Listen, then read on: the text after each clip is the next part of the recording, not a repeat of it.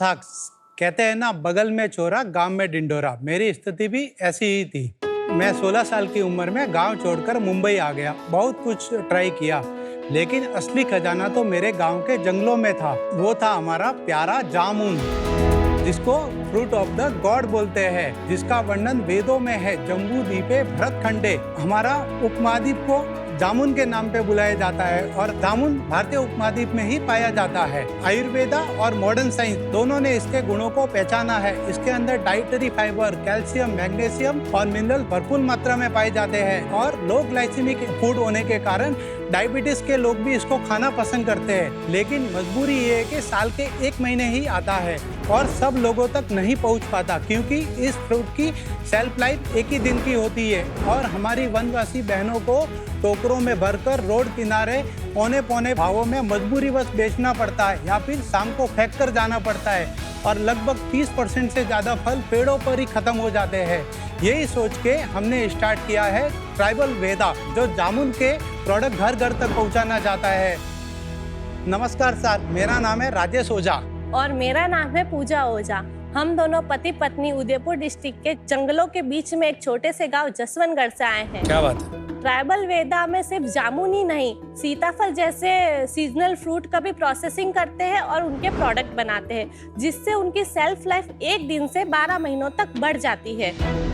हम village level पे processing centre चालू करते हैं और आदिवासी महिलाओं से प्रोडक्ट कलेक्ट करके उन्हीं से प्रोसेस करवाते हैं, जिससे हमें पूरे साल 100% प्योर जामुन के प्रोडक्ट जैसे जामुन स्ट्रिप्स, क्यूब, फ्लैक्स, जैम इत्यादि को हम ऑनलाइन बेचते हैं और सीताफल प्रोसेस करवा के आइसक्रीम कंपनी को एज ए रो सप्लाई करते हैं। हम अभी राजस्थान में 5000 से ज़्यादा वनवासी बहनों के साथ में जोड़कर लगभग साल का 5 लाख केजी वाइल्ड फ्रूट को प्रोसेस कर रहे हैं। हम चाहते हैं कि जंगल में जो हमारी खोई हुई अमानत है वो सभी तक पहुंचाए और हमारी ट्राइबल कम्युनिटी के लिए रोजगार के अवसर प्राप्त कर सके। इसलिए हम चाहते हैं कि 50 लाख 2% इक्विटी के बदले। ये है tribal Veda sir, always in season. बढ़िया टैगलाइन है, ऑलवेज इन सीजन। मैंने तो बचपन में बहुत खाया, क्योंकि हमारे वहाँ मॉम के घर में बहुत बड़ा जामुन का ट्री है, तो वो नमक मिर्च डाल के वो बड़ा सा बोल मैंने बहुत खाया है। मुझे ट्राई करना है जामुन शॉट। क्या लाए हो आप? कुछ लाए हो? जामुन शॉट। लाओ। मुझे जामुन शॉट चाहिए। ये जामुन क्यूब्स है, ये जामुन फ्रूट की स्ट्रिप्स है जो 100% प्योर है, कुछ भी मिक्स नहीं है। ये जामुन शॉट्स है। जामुन शॉट्स तो आजकल बहुत पॉपुलर है। इससे पूरा टंग पर्पल हो जाता है। Oh really? दांत भी पर्पल हो जाएंगे? एंटायर टंग बिकम्स पर्पल। मैंने तो बचपन में इतने खाए। गर्मी के मौसम में नानी के घर जाओ, जामुन खिलाते। Oh my god, potent. Oh it's really जामुन का डिश। मुझे तो ये क्यूब्स बहुत पसंद है। अच्छा लगे? ये बिल्कुल मिनी जामुन ही लग रहा है। मतलब अगर आपको जामुन अच्छा लगता है तो क्यूब अच्छा लगेगा। ये आप लोग कितना दिन तक स्टोर कर पाते हैं, जो ये क्यूब्स हैं, स्ट्रिप्स हैं? इन सब की सेल्फ लाइफ इसका 6 मंथ से लेके 18 मंथ तक अलग अलग प्रोडक्ट की अलग प्रिजर्वेटिव यूज करके उसे नहीं, इसमें हम किसी भी तरह का कोई प्रिजर्वेटिव यूज नहीं कर रहे हैं। अच्छा राजेश भाई और पूजा बहन, आप अपने बारे में बताइए कि आप पले बड़े उदयपुर में ही? मैं उदयपुर से नज़दीक एक गांव है बेड़ा करके, तो वहाँ पे मेरा जन्म हुआ। मैं पढ़ाई 12th तक ही कर पाया। 2002 में 12th पूरा करके मुंबई आ गया था और मुंबई आके फर्स्ट मेरा जो जॉब था वो दुकान में डिलीवरी मैन का मैंने काम किया था और उसके बाद हेल्पिंग का और फिर उसके धीरे मेरे सेल्समैन का काम किया और 7 साल तक मैंने वो किया। फिर 2011 में फिर मैं कि मेरे फ्रेंड के वहाँ पे बैठा था, तो वो कमोडिटी मार्केट का ब्रोकिंग का था, तो मैंने मुझे पता भी नहीं था क्योंकि इंग्लिश भी नहीं आती है, पढ़ाई भी उतना ही हुआ था, तो मैंने वहाँ पे कमोडिटी मार्केट का थोड़ा बहुत सीखा के ये होता है। फिर मैंने खुद का एक ब्रोकिंग फर्म स्टार्ट किया जिसमें टीम के भरोसे वर्किंग करना स्टार्ट, और 3 साल वो किया, वो भी फिर मेरा बंद हो गया। उस बीच में मैं गांव गया था, तो बचपन से सीताफल, जामुन, ट्राइबल हमारी महिलाएं जो है टोकरों में भर के वहाँ पे बेचने के लिए आते ही है। तो ये तो मुझे पता था, लेकिन उस टाइम में सीताफल का देखा कि इतना सारा प्रोडक्शन हो रहा था, क्यों ना इसके लिए कुछ काम किया जाए। तो 80,000 रुपये मैंने मतलब कुछ फ्रेंड से लिए और 4 लाख रुपए का मैंने बैंक से लोन लेके मैंने सीताफल के पल्प को बनाया था और उसको 1500 किलो पल्प को मैंने दे दिया था। शुरुआत हमारी ये जामुन से ही हुई थी या सीताफल से? सीताफल फर्स्ट शुरुआत हमारी सीताफल से हुई थी, जिसको पल्प निकालते हैं वो हम आइसक्रीम या कैटरिंग होरेका हम इंडस्ट्रीज में B2B सप्लाई करते हैं, प्रोसेसिंग करते हैं। और वो एक सीजनल फल है, अक्टूबर नवंबर में आता है, जामुन जून जुलाई में आता है। तो उस जामुन को भी हमने कौन से साल की बात है जामुन का लॉन्च? 2018 में जामुन पल्प बनाया। 2021 में मैंने सोचा कि जामुन एक ये आइसक्रीम में जा रहा था पल्प, लेकिन आइसक्रीम कोई हेल्थ बेनिफिट की चीज़ नहीं है। तो मैं सोचा कि इसके अंदर जामुन को जो लोग समझते हैं वो पूरा मेडिसिनल की तरह खाना पसंद करते हैं और मिलता नहीं है। तो ये सोच के फिर 2022 में हमारा ये सब रेंज बना और 23-24 के अंदर हमारा 2 करोड़ 16 लाख का ओवरऑल सेल था, जिसमें 42 लाख रुपीस का सेल इन D2C का प्रोडक्ट होगा। और अभी 24-25 ईयर टू डेट में B2B कितना और B2C कितना? 2 करोड़ का B2B और 91 लाख का D2C। पूरे साल कितनी होगी उसकी सेल? 1 करोड़ 80 लाख तक आराम से हो जाएगी। Yes। 4 गुना। फिर तो 4-5 गुना बढ़ गई। B2B कितनी होगी इस साल? लगभग 2-2.5 करोड़ के आसपास। अभी 2 हो चुका है। हाँ, 2 हो चुका है, 60-70 लाख और बढ़ेगा। अभी आप बताइए खरीदता कौन है? Who are your customers, zone wise, age wise, men women, क्यों खरीद रहे हैं? एक सेकंड पूजा जी, आप भी बता सकती हैं। जी, मुझे मार्केटिंग का पता नहीं है। मैं प्रोसेसिंग में सीजन में मतलब ट्रैवल वुमेन्स को प्रोसेसिंग में मतलब उनके ट्रेनिंग करते हैं कि भाई किस तरह से प्रोसेसिंग करनी है। अच्छा, प्लीज आंसर। इन जो प्रोडक्टों के जो कस्टमर है मेजरली हमारे 35 से ऊपर के एज के कस्टमर है। Okay. उसको एक हेल्थ प्रोडक्ट की तरह लोग सोचते हैं जामुन को। कौन से पार्ट ऑफ इंडिया से ज्यादा लोग खरीद रहे हैं? अभी हमारा साउथ जो मुंबई रीजन हो गया, बेंगलोर रीजन हो गया, साउथ से हमारे ऑर्डर ज्यादा आते मुंबई हैं। एंड बैंगलोर आपका सेल्स का क्या परसेंटेज है? मुंबई के अंदर हम लगभग 40% के आसपास, बेंगलोर 20% सिटी की बात कर रहा हूँ। राजेश भाई, आपका चैनल डिस्ट्रीब्यूशन बताएंगे? इस साल हमारा मेजरली सेल, बाकी हमने बंद कर दिया, मार्केट प्लेसेस से हमारा 8 से 10% मुश्किल से सेल है।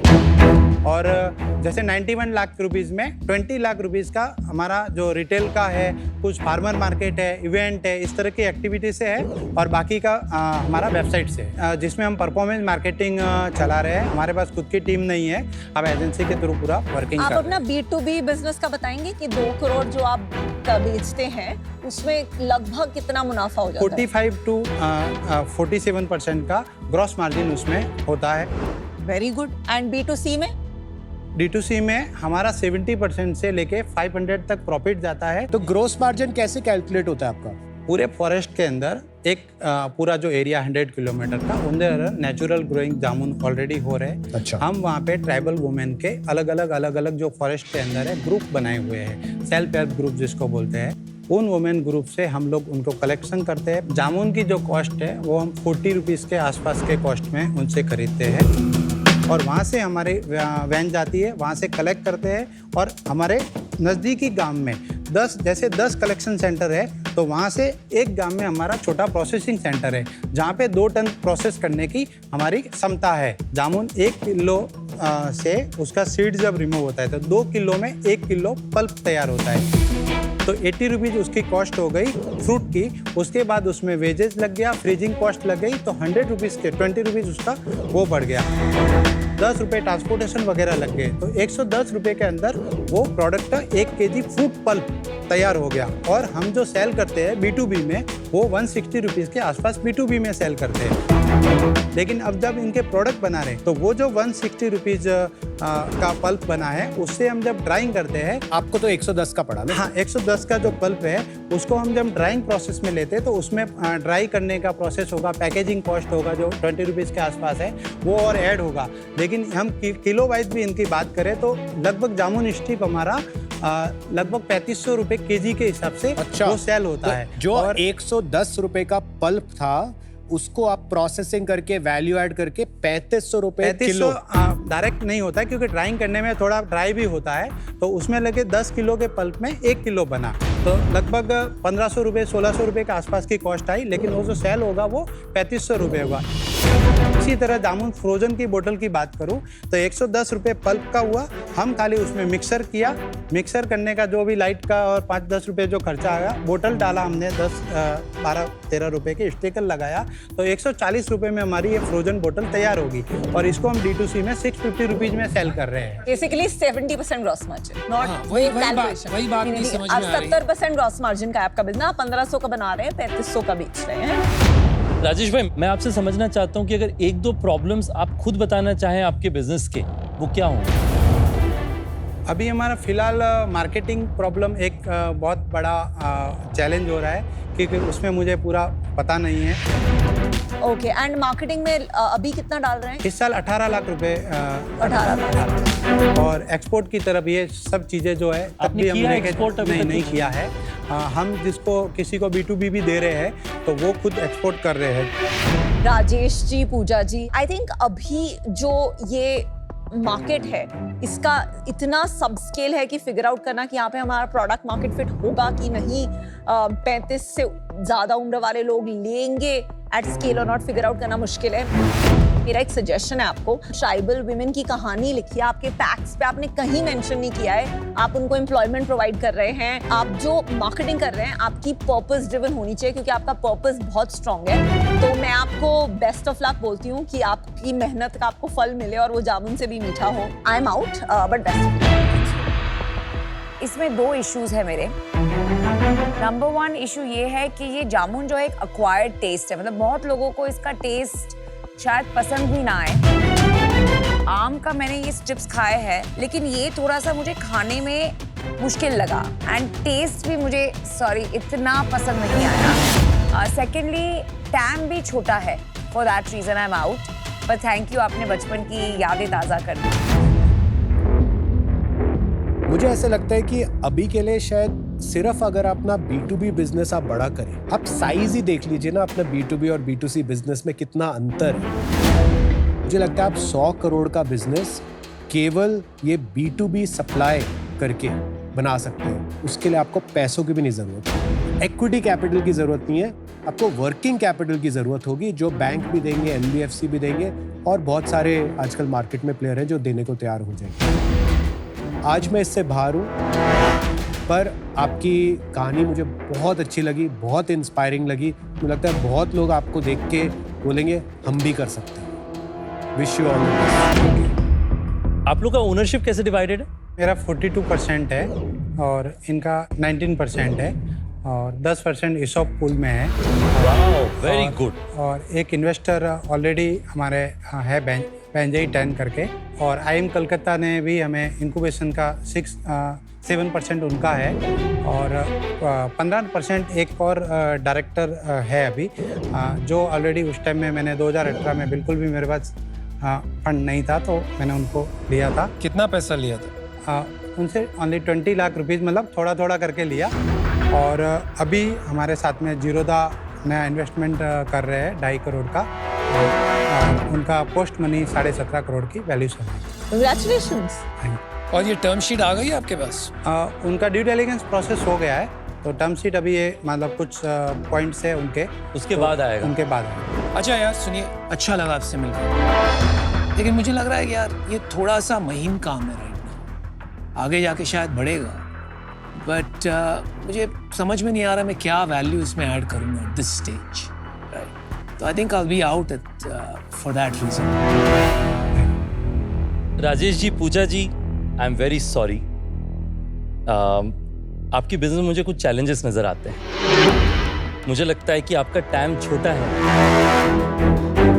आपको थोड़ा अपने प्रॉफिट्स के नंबर्स उतनी क्लैरिटी से पता नहीं है, मार्केट प्लेसेस में आपका बिजनेस इतना सक्सेसफुल हो नहीं पाया। पर मुझे लगता है कि आप दोनों मुझे पसंद हो बहुत। आप दोनों की ना एबिलिटी है कि आप लोग किसी भी कठिन समय में आपको डाल दो, आप टर्न अराउंड करते हो। मैं आपके ऊपर बैठ लूंगा, मैं इन्वेस्ट करूंगा आपकी कंपनी में। मुझे लगता है कि आपका टाइम बढ़ाया जा सकता है एक्सपोर्ट के द्वारा। B2B और होरेका सेगमेंट पे हमें ज़्यादा ध्यान देना चाहिए, और स्पेसिफिकली हमारे खुद के होटल्स में कई बार मैं देखता हूँ कि जामुन शॉट्स कुछ हमारे होटल्स के रेस्टोरेंट्स में अवेलेबल हैं, तो मुझे लगता है अपॉर्चुनिटी। तो मैं आपको ऑफर देता हूँ 50 लाख रुपए जो आपने मांगा, पर क्योंकि इसमें बहुत मेहनत लगेगा, क्योंकि छोटा बिजनेस है आज और इसको काफी बड़ा करना है आगे, तो मैं आपसे 2% की जगह 7.5% की रिक्वेस्ट करूँ। ऑलरेडी जो वैल्यूशन है वो मतलब 17.5 तो हो चुका है। मैं तो आपको 50 लाख 10-15% के लिए देने वाला था, तो ऑफर इज गुड। आपका काउंटर बताइए। 1 करोड़ रुपए दे दीजिए 5% पे, मतलब वैल्यूशन को डाउन नहीं कर सकते बस, बाकी 20 करोड़ की वैल्यूएशन आप कह रहे हैं। मेरा फाइनल ऑफर है आपके लिए कि 50 लाख रुपए जो आपने रिक्वेस्ट किया, मैं उसे 5% के लिए इन्वेस्ट करूँ। उसके अंदर में हम उसे स्ट्रक्चर कर सकते हैं कि जितना आपका राउंड ऑफ वैल्यूएशन है 17-17.5 करोड़, उतने में मैं इक्विटी इन्वेस्ट करूँगा, और बाकी जैसे आपने अपने साथ डायरेक्टर लेकर के आए आपको सपोर्ट करने के लिए, वो आप मुझे एडवाइजरी की तरह दे सकते हैं, जिससे मैं आपको आपके होरेका बिजनेस और टीम बिल्डिंग और लिंक बनाने में मदद करूँगा। तो मैं आपको अपना ऑफर क्लियरली बता देता हूँ। 50 लाख 2.8% के लिए, और उसके साथ साथ 2.2% का एडवाइजरी इक्विटी।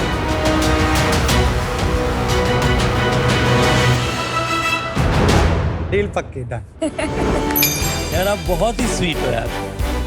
मैंने ये देखा कि यदि रितेश सर हमारे साथ आएंगे तो हमारे जो भी कमियां हैं, मैं मानता हूँ कि बहुत सारी कमियां हैं, लेकिन वो सॉर्ट आउट करने में मदद मिलेगी, और उसके कारण हमारी हजारों ट्राइबल महिलाएं जो साथ में जुड़ी है उनको फ़ायदा होगा। तो मैंने वैल्यूशन और वो चीज़ों में नहीं जाके एक विजन के लिए रितेश सर साथ आए, और उसके लिए बहुत अच्छा लगा, और सबके बेनिफिट की चीज़ है।